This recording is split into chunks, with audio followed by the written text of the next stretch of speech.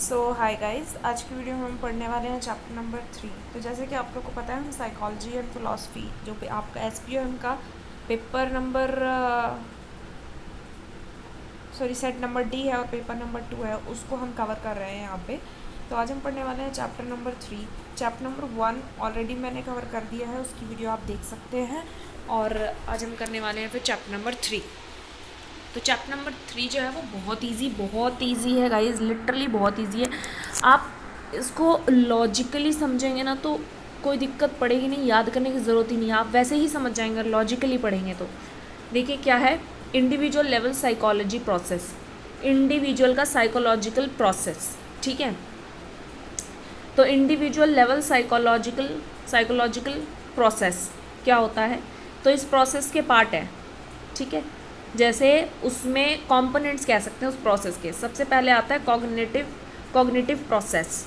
Cognitive क्या बोला था मैंने, ब्रेन से रिलेटेड। अगर फर्स्ट चैप्टर देखेंगे तो उसमें मैंने बताया है कॉग्निटिव में क्या होता है, क्रिटिकल थिंकिंग जो हमारी होती है, जो ब्रेन की फंक्शनिंग, ब्रेन की प्रोसेसिंग होती है, उससे रिलेटेड बात करता है। तो कॉग्निटिव प्रोसेस में क्या होता है, essential for task like financial analysis and auditing. इसके लिए हमारा कॉग्निटिव प्रोसेस ज़रूरी है। फिर इसमें इन्वॉल्व होती है critical thinking to process complex data, ठीक है। कॉम्प्लेक्स डेटा को प्रोसेस करने की critical thinking, identify trends, make informed decisions cognitive process में, और direct impact the quality of financial reporting and client advice. तो क्या पढ़ा हमने मेनली कॉग्निटिव प्रोसेस में, क्या पढ़ा, कॉग्निटिव प्रोसेस में क्या होता है, असेंशियल है किस लिए, फाइनेंशियल एनालिसिस और ऑडिटिंग के लिए। इसमें क्या इन्वॉल्व होती है, क्रिटिकल थिंकिंग होती है, किससे related, to process complex data, identify trends and make informed decisions. और ये डायरेक्टली इम्पैक्ट करता है क्वालिटी ऑफ फाइनेंशियल रिपोर्टिंग को और क्लाइंट एडवाइस को, ठीक है। क्योंकि हम जैसी थिंकिंग करेंगे, जैसे डेटा को प्रोसेस करेंगे, जैसे हम डिसीजन बनाएंगे, वैसे ही हम फाइनेंशियल रिपोर्टिंग करेंगे, तो उसकी क्वालिटी हमारी क्रिटिकल थिंकिंग पे बहुत डिपेंड करती है फाइनेंशियल स्टेटमेंट्स की। उसके बाद आ जाता है इमोशनल इंटेलिजेंस, ईआई, ठीक है। तो इमोशनली हम कितने स्ट्रांग हैं वो बात होती है इमोशनल इंटेलिजेंस में। अभी इमोशनल इंटेलिजेंस बहुत इंपॉर्टेंट पार्ट है, ठीक है। स्टार्ट करते हैं। इमोशनल इंटेलिजेंस क्या है, uh key factor in building strong professional relationship. Key factor है प्रोफेशनल रिलेशनशिप को स्ट्रॉन्ग बनाने में, ठीक है। High emotional intelligence enable accountants to emphasize with client. Empathize क्या होता है, दूसरों के इमोशंस को समझना, ठीक है, और उससे कोऑर्डिनेट करना, ठीक है। तो accountants to empathize with client, manage their own emotions and communicate effectively, specially in high pressure situation. High pressure situations में हाई इमोशनल इंटेलिजेंस काम आता है, ठीक है, ताकि हम क्लाइंट को समझ सकें, उन अपने इमोशंस को मैनेज कर सकें और इफेक्टिवली कम्युनिकेट कर सकें, ठीक है। जबकि हाई प्रेशर सिचुएशंस जब होती हैं कि हम अपने इमोशंस को बिल्कुल कंट्रोल में रखें। अब आगे चलते हैं, और उन्होंने डिटेल में इमोशनल इंटेलिजेंस पे इन्होंने बहुत लंबी चर्चा करी है। तो इमोशनल इंटेलिजेंस में क्या होता है, ये क्या होती है, ability to recognize, understand and manage emotions in oneself and others, facilitating better interpersonal interactions. तो ये क्या होता है, इमोशनल इंटेलिजेंस क्या है, पर्सन की वो एबिलिटी है कि वो रिकॉग्नाइज कर पाए, अंडरस्टैंड कर पाए और मैनेज कर पाए इमोशंस को, अपने इमोशंस को और दूसरों के भी, ठीक है। क्यों, ताकि उनका इंटरपर्सनल जो रिलेशनशिप है, इंटरेक्शन है, वो अच्छा हो सके, बेटर हो सके।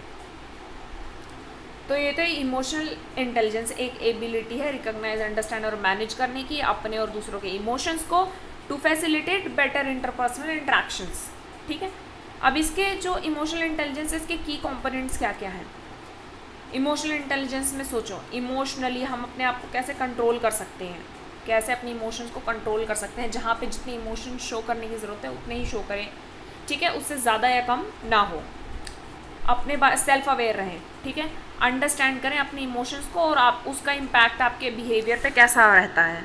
सेल्फ अवेयरनेस, सेल्फ अवेयर रहेंगे आप तो आप अपने इमोशंस को कंट्रोल में रख सकते हैं। फिर सेल्फ रेगुलेशन, कंट्रोल करें अपने इमोशन को to response to maintain professionalism, ठीक है, अपने इमोशंस को कंट्रोल में रखें और अपने क्यों, ताकि आप अपने प्रोफेशनलिज्म को मेंटेन कर सकें। Motivation, to drive to achieve goals despite challenges, अपने इमोशंस को ऐसा मोटिवेट, हमेशा मोटिवेट रहें आप। अपने इमोशंस कैसे होने चाहिए, मोटिवेट होने चाहिए, ताकि आप अपने गोल्स को अचीव कर सकें चाहे जितने भी उसमें चैलेंजेस हों। Empathy, the ability to understand and share feelings for others, feelings of others, दूसरे के फीलिंग्स को अंडरस्टैंड करना और शेयर करना क्रूशियल होता है। क्यों, क्लाइंट रिलेशनशिप्स के लिए। क्लाइंट के इमोशंस को आप समझोगे तभी आप उनको उनके हिसाब से एडवाइस कर पाओगे, उनकी फीलिंग्स को शेयर कर पाओगे। ये कहाँ, कौन सी फीलिंग्स की बात हो रही है, ये हमारी प्रोफेशनल फीलिंग्स की बात हो रही है, ठीक है, नॉट जस्ट कि अनप्रोफेशनली आप बात कर रहे हो, ये नहीं, प्रोफेशनली सब कुछ इसमें जो दिया हुआ है इमोशनल इंटेलिजेंस में या इस पूरे सेट में आपके, ये सब प्रोफेशनलिज्म, प्रोफेशनल वर्ल्ड में कैसे काम करेंगे उसके बारे में बताया गया है, ठीक है। तो क्लाइंट की फीलिंग्स को अंडरस्टैंड करना और शेयर करना, ठीक है, ताकि हम उसके साथ एक अच्छा बेटर रिलेशनशिप स्टैब्लिश कर पाएँ क्लाइंट के साथ। और social skills, proficiency in managing relationship and navigating social complexities, social skills क्या, ताकि हम मैनेज कर सकें अपने सोशल रिलेशनशिप को और जो उसमें कॉम्प्लेक्सिटीज़ हैं उनको नेविगेट कर सकें, ठीक है। तो इमोशनल इंटेलिजेंस के की कंपोनेंट्स क्या क्या हैं, ठीक है। दोबारा देखिए, सेल्फ अवेयरनेस, अगर हम सेल्फ अवेयर रहेंगे तो हम अपने सेल्फ अवेयरनेस में क्या है, अपने इमोशंस को समझें, उनको कंट्रोल करें और उनका बिहेवियर समझें कि मतलब अपने इमोशंस को समझें और उनका इम्पैक्ट क्या होता है आपके बिहेवियर पे, ये आपको पता चलेगा। सेल्फ रेगुलेशन, अब आपने अपने इमोशंस को समझ लिया, अपने इमोशंस को कंट्रोल रखें और अपने प्रोफेशनलिज्म को मेंटेन रखें। मोटिवेट रखें अपने आप को टू अचीव गोल्स। एम्पैथी, दूसरों की फीलिंग्स को भी समझें, शेयर करें, ठीक है, ये आपको क्लाइंट रिलेशनशिप बनाने, बिल्ड करने में हेल्प करेगा। और सोशल स्किल्स, तो proficiency in managing relationship and navigating social complexities, तो सोशल स्किल्स जो होती हैं उसमें आपको प्रोफिशिएंसी होनी चाहिए, अपने सोशल रिलेशनशिप को मैनेज कर पाएँ और जो भी कॉम्प्लेक्सिटीज़ हैं उनको आप नेविगेट कर पाएँ, ठीक है। अब आ जाती है theories of emotional intelligence. Theories, ability model, ability model में क्या गया है, focuses on cognitive aspects of emotional intelligence, emphasize skills necessary for effective emotional function. Ability हमने ऊपर पढ़ा था ना कि इमोशनल इंटेलिजेंस क्या होता है, ये एक एबिलिटी है। तो एबिलिटी क्यों, ताकि हम इफ़ेक्टिवली अपने इमोशंस के साथ फंक्शन कर पाएँ, ठीक है। परसीविंग इमोशन, ये क्या होता है, accurately recognising emotion in oneself and others, essential for understanding emotional dynamics and professional settings. देखें, एक्यूरेटली हम रिकॉग्नाइज कर पाएँ इमोशंस को अपने और दूसरों के, क्यों, ताकि हम प्रोफेशनल्स अपनी ये डायनामिक जो प्रोफेशन है उसको समझ पाएँ। Using emotions to facilitate thought, using emotions to facilitate thoughts, leveraging emotion to enhance problem solving and decision making processes. ये आपको पता है, अगर आप इमोशंस को यूज़ करेंगे तो आप अपने थॉट्स को भी प्रोसेस कर पा रहे हैं। मतलब आपके अगर इमोशंस कंट्रोल में हैं तो आप सिचुएशन के हिसाब से एक रैशनल डिसीजन ले पाएंगे, रैशनल थॉट डेवलप कर पाएंगे, ठीक है। ये एबिलिटी बता रहा है कि आप एबल होते हैं जब आप अपने इमोशंस को इमोशनली आपका इमोशनल इंटेलिजेंस हाई होता है तो आप एबल होते हैं परसीव करने में इमोशंस को, ठीक है, अपने इमोशन को फैसिलिटेट करने में, अपने थॉट को फैसिलिटेट करने में और अंडरस्टैंड करने में दूसरों के भी इमोशंस को, ठीक है। रिलेशनशिप, डिफरेंट इमोशंस के बीच का रिलेशनशिप समझना है और उनको कोलैबोरेट ऐसे करना है ताकि वो आपके लिए बेनिफिशियल हो। एबिलिटी मॉडल में आ गया ये। उसके बाद managing emotions, effectively regulate emotion to promote wellbeing and maintain positive work environment, ठीक है। एबिलिटी में अब क्या क्या पढ़ लिया हमने एबिलिटी में? इमोशंस को परसीव करना है, परसीव करना है इमोशंस को, इमोशंस को यूज़ करना है टू फैसिलिटेट अपने थॉट्स को, ठीक है। फिर अंडरस्टैंडिंग इमोशंस को ऐसे अंडरस्टैंड करना है, कोलैबोरेट करना है, और फिर उनको ऐसे मैनेज करना है, इमोशंस को ऐसा मैनेज करना है कि वो आपकी वेलबींग के लिए इफ़ेक्टिव हो, ठीक है, अपनी आपकी वेलबींग को प्रमोट करें और पॉजिटिव वर्क एनवायरनमेंट बनाएं। अब आ जाता है ट्रेट मॉडल। ट्रेट मॉडल क्या है? Identify stable personality trait that contribute to emotional functioning. Stable personality trait जो कंट्रीब्यूट करता है इमोशनल फंक्शनिंग को, ठीक है। ये पर्सनैलिटी ट्रेट्स होते हैं जो आपके इमोशंस को कंट्रीब्यूट करते हैं इमोशंस की फंक्शनिंग में। इसमें क्या क्या आता है? सेल्फ अवेयरनेस, जो हमने ऊपर पढ़ा वही है। सेल्फ अवेयरनेस, अगर आप सेल्फ अवेयर रहेंगे तो रिकॉग्नाइज कर पाएंगे अपने इमोशंस को, सेल्फ रेगुलेट मैनेज कर पाएंगे अपने इमोशंस को, कंट्रोल कर पाएंगे, ठीक है। एम्पैथी, रिकॉग्नाइज कर पाएंगे दूसरों के इमोशंस को, और मोटिवेशन, ठीक है, इमोशंस को harnessing emotion to drive and motivate oneself, ठीक है, अपने आप को आप मोटिवेट रख पाएंगे। अब आ जाता है मिक्स्ड मॉडल। मिक्स्ड मॉडल क्या बोलता है? मिक्स्ड मॉडल इंटीग्रेट करता है emotional and social competencies, highlight करता है practical application real world scenario, particularly in professional settings. इसमें भी वही सब, इसमें देखिए इमोशनल इंटेलिजेंस में यही है, आप सेल्फ अवेयर हों, अपने इमोशंस को कंट्रोल कर पाएँ, मोटिवेट कर पाएँ, दूसरों के इमोशंस को समझ पाएँ।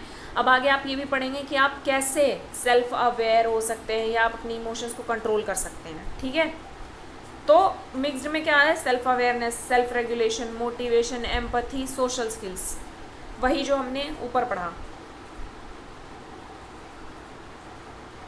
आप देखिए relevance of emotional intelligence in chartered accountancy. Client relation, जो इमोशनल इंटेलिजेंस है इन्हांस करता है अंडरस्टैंड करने में क्लाइंट के इमोशन को, और हम उनको बेटर सर्विस और ट्रस्ट दे पाएंगे, ठीक है, अगर हम उनके इमोशंस को समझेंगे तो। टीम कोलैबोरेशन, अगर हम अपने एक दूसरे के इमोशंस को समझेंगे तो हम रिजॉल्व कर पाएंगे कॉन्फ्लिक्ट्स को और एक पॉजिटिव वर्क एनवायरनमेंट बना पाएंगे। बहुत सिंपल है।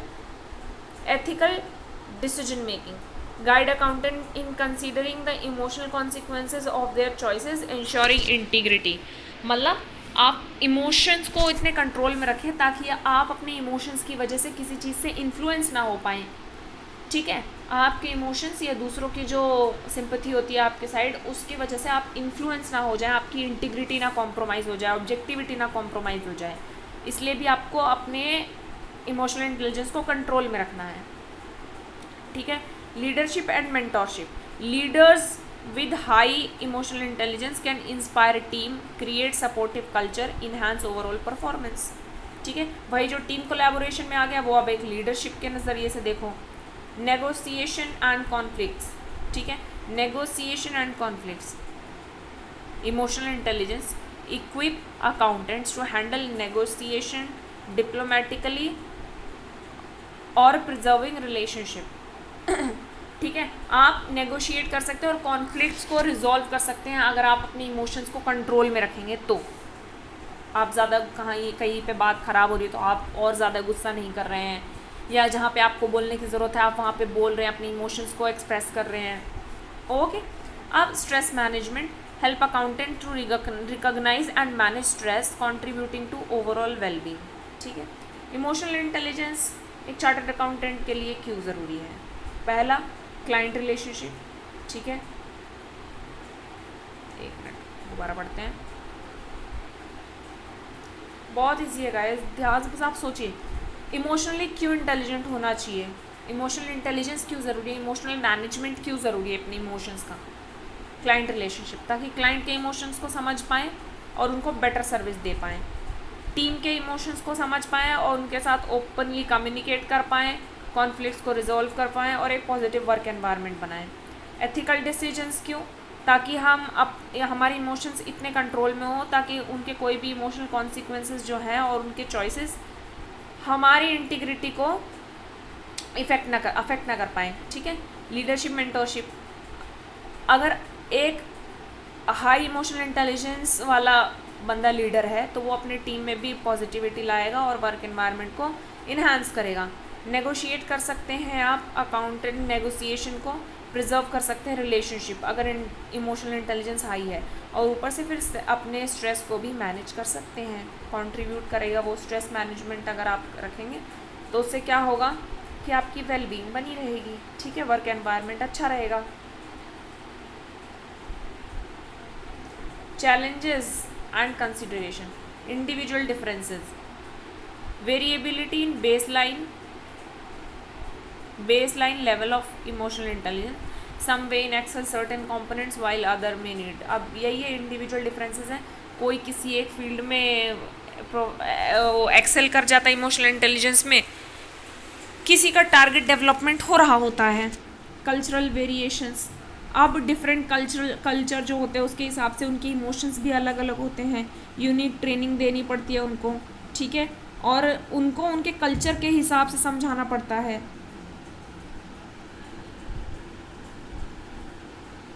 Integration with technical skills, balancing the development of emotional intelligence with technical proficiency is essential for holistic professional growth. अब आपका इमोशनल इंटेलिजेंस अगर आपका मैनेज है तो उसके साथ आपकी टेक्निकल प्रोफिशिएंसी जो आप पढ़ रहे हैं वो भी हाई हो तो प्रोफेशनल ग्रोथ ज़्यादा होती है। ऐसा नहीं है सिर्फ आप में कोई टेक्निकल नॉलेज प्रोफिशिएंसी नहीं है बट आप इमोशनली बहुत स्ट्रांग हो तो ग्रोथ है, बट प्रोफेशनल लाइफ में हो सकता है आपको ग्रोथ ना मिले क्योंकि आपको टेक्निकल नॉलेज नहीं है ऑब्वियसली, ठीक है। Organizational support, successful emotional intelligence initiative require a supportive culture that value emotional intelligence and provide sources for development। Organization का सपोर्ट भी चाहिए आपको, ठीक है। अब देखिए क्या पढ़ा हमने इसमें, चैलेंजेस क्या क्या आते हैं, इंडिविजुअल डिफरेंसेस, कोई किसी चीज़ में प्रोफिशिएंट है कोई किसी में है, सबका डेवलपमेंट हमें करना है, ठीक है। अब कल्चरल वेरिएशन क्या है, कोई कहीं किसी कल्चर का है कोई किसी कल्चर का, तो ज़रूरी नहीं है सब पर्सन मतलब सबका इमोशनल इंटेलिजेंस जो है वो हाई हो बट सेम लेवल पे ना हो, सबका हाई है, अपने कल्चर के हिसाब से सब स्ट्रॉन्ग है लेकिन उतना सबका सेम नहीं है, अलग अलग है। दूसरा आगे इंटीग्रेशन विद टेक्निकल स्किल्स, अब हमारे जितने भी इमोशनली इंटेलिजेंट हैं बट अगर हमारे पास टेक्निकल प्रोफिशिएंसी नहीं है तो हमारी प्रोफेशनल ग्रोथ नहीं हो सकती और हमें इमोशनल इंटेलिजेंस होने के लिए भी ऑर्गेनाइजेशन का सपोर्ट चाहिए। आप देखिए सबसे easy 7 strategies to enhance emotional intelligence in day to day activity। Self awareness को प्रैक्टिस करें, कैसे, जर्नल लिख सकते हैं, मेडिटेशन कर सकते हैं आप, डेवलप करें सेल्फ रेगुलेशन। अब वो सेल्फ रेगुलेशन कैसे डेवलप कर पाएंगे आप, emotion regulation technique, learn technique like deep breathing, visualising and manage emotion effectively. फिर पॉज एंड रिफ्लेक्ट, कोई भी अपनी इमोशंस को एक्सप्रेस करने से पहले आप थोड़ा सा पॉज लें और कंसीडर करें कि क्या जो रिस्पॉन्स करने जा रहे हैं वो ठीक है कि नहीं। Foster self management, set clear goal, time management. Improve relationship management, active listening, relationship कैसे इम्प्रूव होएगी, आप एक्टिव लिसनिंग करें, ठीक है, लिसनिंग ज़्यादा। एम्पथी डेवलपमेंट, दूसरों की फीलिंग्स को रिस्पॉन्सेस को भी कंसीडर करें और कॉन्फ्लिक्ट अगर कुछ हो रहा है तो आप उसको रिजॉल्व करें। तो ऐसे आपका इमोशनल इंटेलिजेंस मतलब बढ़ सकता है, ग्रोथ हो सकती है इमोशनल इंटेलिजेंस में। दूसरों से फीडबैक ले लें, इनपुट्स लेते रहें, ठीक है, ये फीडबैक क्लाइंट से या अपने कलीग से, तो ताकि आपको कहाँ इम्प्रूवमेंट करनी है वो एरियाज आपको पता चल सके। Peer and mentor support, collaborate करें उन पीयर्स के साथ और मेंटर्स के साथ जो इमोशनल इंटेलिजेंस जिनका हाई है या जो इन्हांस करने में आपको सपोर्ट कर सकें। कॉन्टिन्यूस लर्निंग, अपने इमोशनल इंटेलिजेंस के वर्कशॉप्स जो होते हैं, ट्रेनिंग जो होती है उनको अटेंड करें, रीड करें, उसके बारे में रिसर्च करें, ठीक है। और प्रैक्टिस करें ग्रैटिट्यूड को, डेली ग्रैटिट्यूड जर्नल लिखें, जो पॉजिटिव एरियाज है आपकी लाइफ के उनको हाईलाइट करें, उनको पढ़ें। Reflect on emotional ethical consideration, ethical dilemmas, regularly consider the emotional aspects of ethical decisions making in professional practices. तो आपके जो एथिक्स हैं उनमें जो डिसीजन बना रहे हैं उसको हमेशा हमेशा कंसीडर रेगुलरली करते रहें अपनी इमोशनल इंटेलिजेंस को, कि आप जो डिसीजन ले रहे हैं एथिकली बन के, क्या वो इमोशनल इंटेलिजेंस मतलब फुल प्रॉपर आप अपने होश में रह के, मतलब कुछ भी आपके इमोशंस आप पे हावी नहीं है उसमें ले रहे हैं कि नहीं। ठीक है, तो क्या पढ़ा? 7 वेज। सबसे पहले सेल्फ अवेयर हो जाए, डेवलप करें सेल्फ अवेयरनेस। ठीक है, सेल्फ रेगुलेशन। अवेयर कैसे हो सकते हैं? जर्नल लिख सकते हैं या मेडिटेशन कर सकते हैं। रेगुलेट कैसे कर सकते हैं? टेक्निक्स होती हैं जैसे डीप ब्रीदिंग वगैरह हो गई, तो ज़्यादा गुस्सा आता है डीप ब्रीदिंग करें। ठीक है, दिक्कत हो रही है डीप ब्रीदिंग करें, आपका गुस्सा वगैरह शांत हो जाएगा। पॉज, कुछ भी आपको बोलना है आप पॉज ले, थोड़ा सोचिए क्या जो बोलने जा रहे हैं वो रेलेवेंट है। सेल्फ मैनेजमेंट करें। ठीक है, सेल्फ मैनेजमेंट कैसे? अपने गोल्स को सेट करें, टाइम को मैनेज करें, अपने फिर आसपास के रिलेशनशिप को मैनेज करें। जैसे कैसे मैनेज कर पाएंगे आप? लिसनिंग, सामने वाला बोल रहा है आप उसको सुनना सीखें, सामने वाले के इमोशंस को समझें, कॉन्फ्लिक्ट कुछ है तो उसको रिजॉल्व करें, और फिर दूसरों से फीडबैक लेते रहें। ठीक है, और कोई मेंटोर मिल जाता है उनसे बात करते रहें, लर्न करते रहें आप इमोशनल इंटेलिजेंस के बारे में। कैसे? वर्कशॉप या ट्रेनिंग, बुक्स को रीड करते रहें, प्रैक्टिस करें ग्रैटिट्यूड। कैसे? डेली जर्नल लिखें ग्रैटिट्यूड की, क्या क्या अच्छा हुआ, क्या क्या आप इससे सीख सकते हैं। और एथिकल कंसिडरेशन को हमेशा एथिकल डिसीजंस को कंसीडर करते रहें। अब नवरसाज इन इंडियन कॉन्टेक्स्ट। नवरसा, नवरस मतलब 9 फंडामेंटल इमोशंस, 9 फंडामेंटल इमोशन नवरसाज। ठीक है, depict in Indian art relevant for understanding human experience. अब देखिए ये क्यों ज़रूरी है नवरसाज। अभी ये जो आपके 9 नाम लिखे हुए हैं ना, ये इनको बोलते हैं नवरसाज। इसकी काफ़ी वीडियो भी आपको यूट्यूब पे मिल जाएगी, नवरसा आप सर्च करेंगे अगर तो आपको मिल जाएगा उसकी वीडियो काफ़ी, कि इसके कैसा कैसा होता है। पहले श्रृंगारा। श्रृंगारा क्या होता है? Love and attraction, passion for the profession, enhance job satisfaction. अब चार्टर्ड अकाउंटेंट्स के कैसे? श्रृंगारा अगर लव और अट्रैक्शन है, ठीक है, उनके अंदर उनके इमोशंस में, तो क्या होगा? उससे पैशन बढ़ेगा अपने प्रोफेशन को लेके और जॉब की सेटिस्फैक्शन रहेगी। हास्य, लाफ्टर और ह्यूमर, नाम से ही पता चल रहा है हास्य। Humour can alleviate stress and improve team dynamics. ठीक है, अब हास्य लाफ्टर से क्या होता है? आपका स्ट्रेस रिलीव होता है। करुणा, कंपैशन एंड एम्पथी, दूसरों के लिए करुणा आ रही है आपके मन में। ठीक है, empathy is a vital for understanding client distress. Client की डिस्ट्रेस है उसको आप समझ पा रहे हैं क्योंकि आपके अंदर करुणा है, करुणा भाव। रौद्रा एंगर है। ठीक है, channelling frustration constructively can advocate for ethical practices. इसको हमें क्या करना है? अपने जो एंगर है उसको भी ऐसे मैनेज करना है ताकि हम अपने क्लाइंट को समझ सके, एडवोकेट कर सके उसको। ठीक है, एथिकल प्रैक्टिसेस को एडवोकेट कर सकें। वीरा, करेज, वीर से ये है, जो वीर शब्द होता है उसका है वीरा, करेज और heroism. Courage in facing complex financial challenges. ठीक है, फिर भयानका, फियर। ठीक है, भयानका fear. Awareness of fear in ensuring compliance and accuracy, मतलब हमें इतना अवेयर होना चाहिए कि अगर ये कंप्लायंस है इसके बदले हमें पेनल्टी लग सकती है, ये हो सकता है, ताकि हम कंप्लायंस करते रहें। विवात्सा, disgust and aversion to unethical behaviour and reinforces integrity. जो अनएथिकल बिहेवियर है उसको एवर्ज करते रहें और इन्फोर्स करें इंटीग्रिटी को।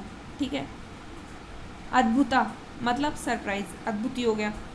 Wonders in discovering innovative financial solutions. कोई फाइनेंशियल प्रॉब्लम आ गई, आप उसके इनोवेटिव आइडियाज़ को करते रहे, अद्भुत करते रहे, वंडर्स करते रहें। ठीक है, शांता, संता क्या होता है? पीस, संत शांति, ठीक है।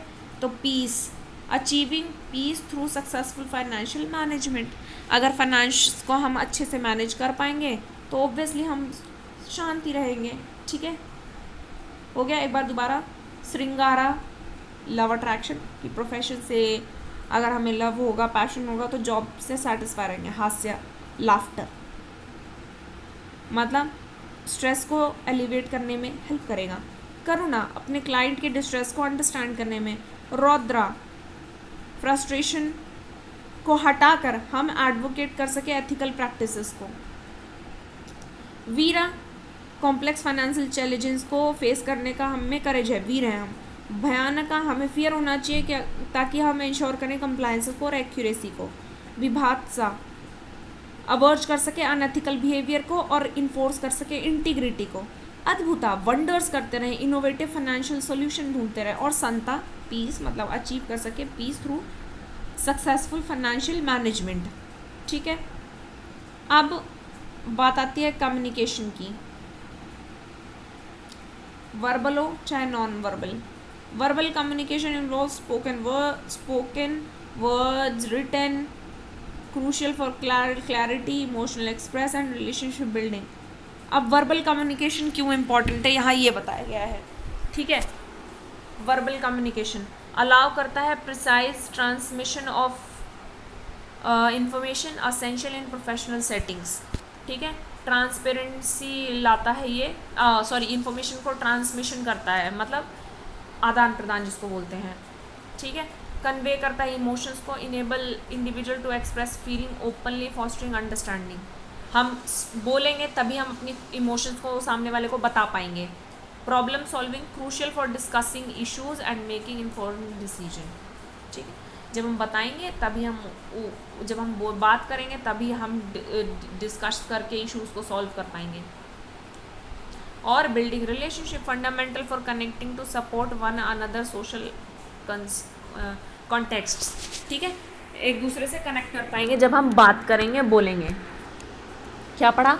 वर्बल में इंफॉर्मेशन को क्लियरली पास ऑन कर सकते हैं, इमोशंस को कन्वे कर सकते हैं, प्रॉब्लम सॉल्व कर सकते हैं डिस्कस करके, और रिलेशनशिप बिल्ड कर सकते हैं बात करके। नॉन वर्बल कम्युनिकेशन क्यों ज़रूरी है? इसमें क्या क्या आता है? नॉन वर्बल कम्युनिकेशन में आता है आपकी टोन, लैंग्वेज, इन्हांस करता है ये वर्बल मैसेजेस को, एंड प्रोवाइड कॉन्टेक्स्ट, ठीक है। आप वर्बली क्या बोल रहे हैं तो आप नॉन वर्बल अपनी टोन को, बॉडी लैंग्वेज को भी अगर आप कंट्रोल में रखेंगे उसके हिसाब से, तो ये आपके वर्बल कम्युनिकेशन को ज़्यादा अच्छे से ट्रांसमिट कर पाएगा। जैसे इमोशनल एक्सप्रेशन, हाँ बंद कर दो, ठीक है। नॉन वर्बल कम्युनिकेशन इंक्लूड करता है body language and tone, enhance करता है वर्बल मैसेजेस को, और प्रोवाइड करता है कॉन्टेक्स्ट कि आप क्या बात कर रहे हो उसका क्या कॉन्टेक्स्ट है। जैसे इमोशनल एक्सप्रेशंस जो है, non verbal cues are essential for conveying emotional effectiveness. अब जैसे कोई बात आपको बुरी लग रही है, आप उसको अगर चिल्ला के बोल रहे हैं या, ठीक है, तो ऐसा है कि वो बात आपको, आप गुस्सा दिखा रहे हैं, आपकी टोन ऊंची हो जाएगी, ठीक है, थोड़ी सी पिच आपकी ऐसी हो जाएगी तो लगेगा कि हाँ आपको गुस्सा आ रहा है। तो ये कन्वे करते हैं इमोशंस को इफेक्टिवली। इन्हांस करता है वर्बल मैसेजेस को, टोन और voice can add depth to spoken words. किस वर्ड पे आपको ज़्यादा एम्फेसाइज करना है, क्या वर्ड बहुत इंपॉर्टेंट है तो आप उसको थोड़ा सा एम्फेसाइज करके बोलते हैं, ठीक है। अपनी टोन को वहाँ पे थोड़ा ऊंचा या नीचा कर देते हैं, एडजस्ट कर देते हैं। Interpersonal dynamics, non verbal communication play a crucial role in social interactions. Obviously non verbal, आप सिर्फ सोशली खड़े हैं और सिर्फ बोले जा रहे हैं, इसका इतना वो नहीं पड़ता। आप इमोशनली, आपकी बॉडी लैंग्वेज कैसी है, आपकी टोन कैसी है, क्या इमोशंस आप एक्सप्रेस कर रहे हैं, वो सोशल इंटरेक्शंस के लिए बहुत ज़रूरी होता है, ठीक है। जैसे आप फर्स्ट टाइम अगर किसी से मिल रहे हैं तो आप थोड़ी सी सॉफ्ट टोन में उसको प्यार से हाय हेलो बोलेंगे, ठीक है, तो वो सोशल इंटरेक्शंस के लिए अच्छा होता है। कॉन्टेक्चुअल अंडरस्टैंडिंग, नॉन वर्बल क्या होता है, प्रोवाइड करता है कॉन्टेक्स्ट, किसको, वर्बल कम्युनिकेशन को। अब यहाँ पे बहुत ईजी है, stress management and work life balance. Stress क्या होता है? बॉडी का नेचुरल रिस्पॉन्स होता है to challenges and demands. While it can motivate individual, chronic stress can lead to health issues. Chronic stress can lead to health issues such as anxiety, depression and cardio नहीं ठीक है हाँ कहाँ था stress is body's natural response to challenges and demands while it can motivate individuals पर जो chronic stress होता है can lead to health issues such as anxiety depression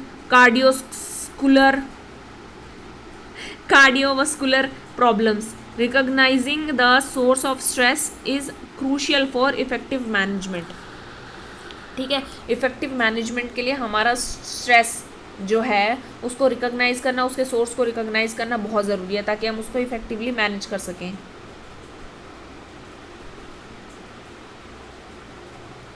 अब यहाँ देखो क्या सिंपल सा लिखा हुआ है, आपको वैसे ही पता पढ़ने की ज़रूरत ही नहीं. Strategies for stress management. Time manage करें, अपने टास्क को प्रायोरिटाइज करें, रियलिस्टिक डेडलाइंस दें.